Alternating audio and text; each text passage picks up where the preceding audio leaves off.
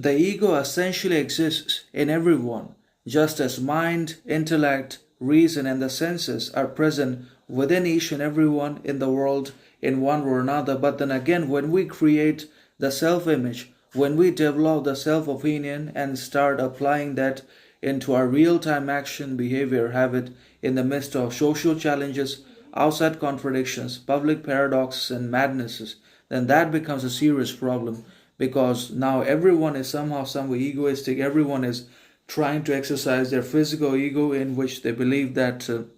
the more success, admiration, and validation, attention, approval they can have or they can possess on social media as well as in reality, the true facades and pretenses and delusions, then the better always are they going to become than they ever were in the past. There will always be betterment over the past, and they'll have all the prosperity, greatness, admiration in life for as long as they continue to develop and exercise the physical ego, which is most relevant and evident in the lives of the very rich and ultra wealthy, luxurious, advantageous people in the world, which are present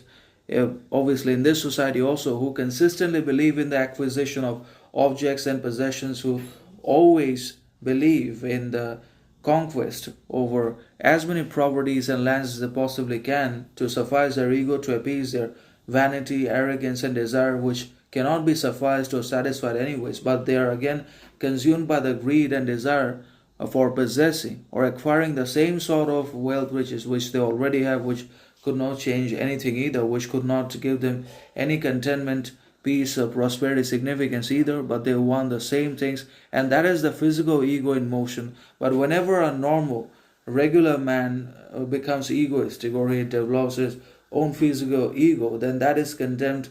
criticized, and isolated as being egoistic behavior, as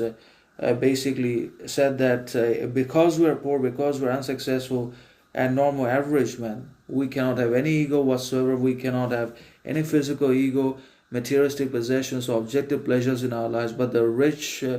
privileged, wealthy people can have all and anything they want or wish in their lives in one or another. That is the thing we don't understand, that it's not about wealth, riches. It's about basically contentment, which becomes happiness. It's about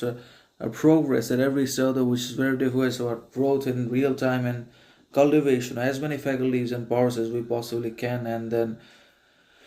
developing consciousness and acquiring many other powers as well, which are subjective and physical.